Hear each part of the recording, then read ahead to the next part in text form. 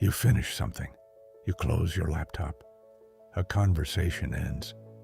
The elevator doors have not opened yet.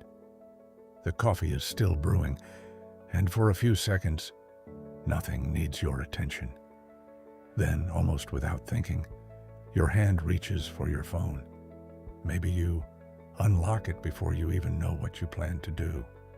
You open one app, then another. You check something you have already checked, and a minute later, you may not even remember why you picked it up. But there is a question hidden inside that moment. What happened just before you reached for it? Not after the screen turned on, not after you opened the message or saw the feed. Before that, in the brief space between life becoming quiet and your hand beginning to move. If this is something you have noticed in your own life, leave a like and subscribe. It really helps support the channel.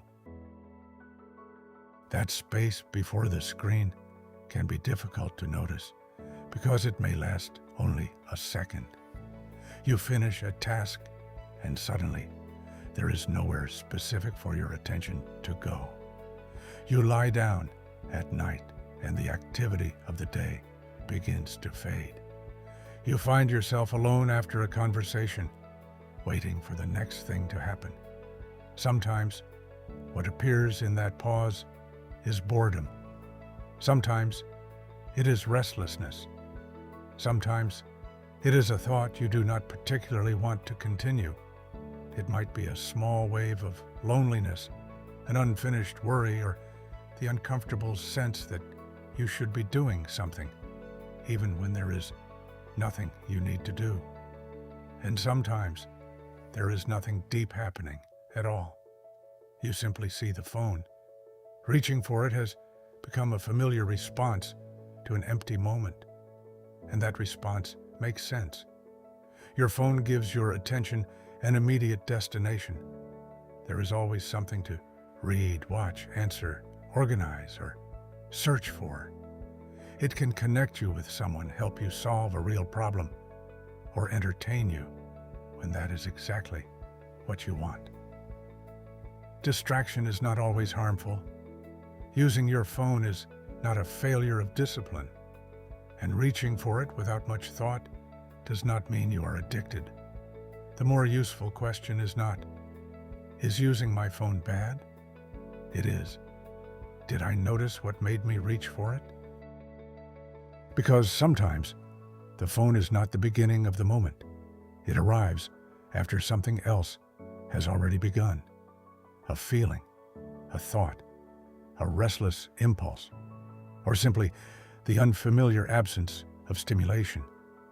The reach can happen so quickly that you remember opening the phone but not what came before it. This is partly how habits work. When the same action follows the same kinds of moments again and again, the sequence becomes familiar. A task ends. You check your phone. You enter an elevator. You check your phone.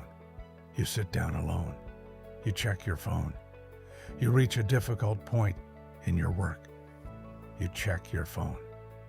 Over time, the beginning of the situation can become enough to set the action in motion. The trigger may be external. Your phone is visible, a notification appears, or you enter a familiar waiting place. But it can also be internal.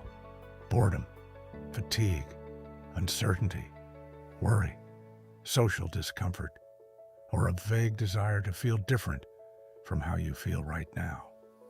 This does not mean that every reach is emotional avoidance. It means that the movement may begin before you have fully identified what is happening. And once the screen turns on, your attention has somewhere else to go.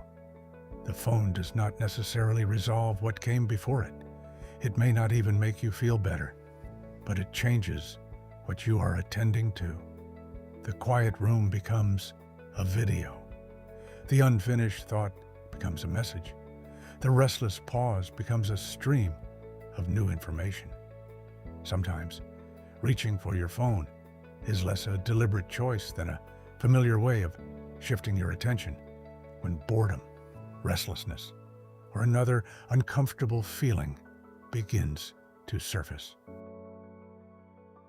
That is why the cost of automatic phone use is not always just the time spent looking at a screen.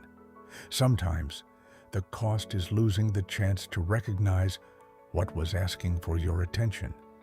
You may feel vaguely uncomfortable without realizing that you are tired.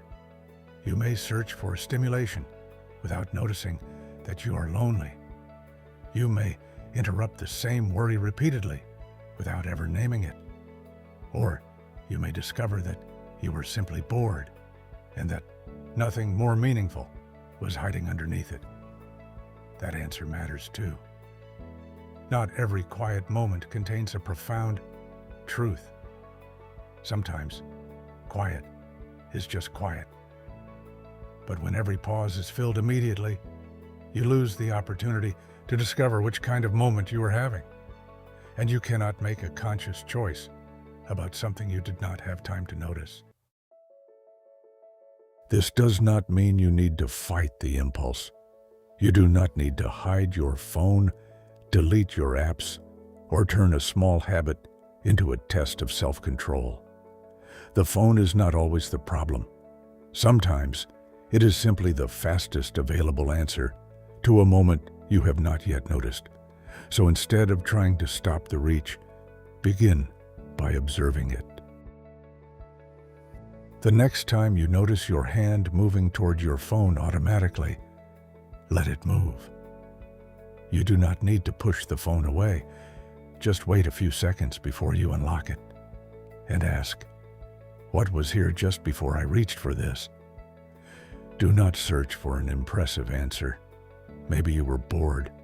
Maybe you felt restless. Maybe a difficult thought had appeared. Maybe you simply saw the phone. Maybe there was nothing in particular. Maybe you genuinely need to use it. Any of those answers can be true. The point is not to force yourself to remain uncomfortable. It is not to prove that you can resist the screen. It is simply to make one invisible transition visible. Then you can decide what happens next. You might put the phone down. You might recognize that you need rest, movement, company, or a moment to think. Or you might unlock it and use it exactly as you intended. The action may look the same from the outside, but internally, something has changed. You noticed the reach.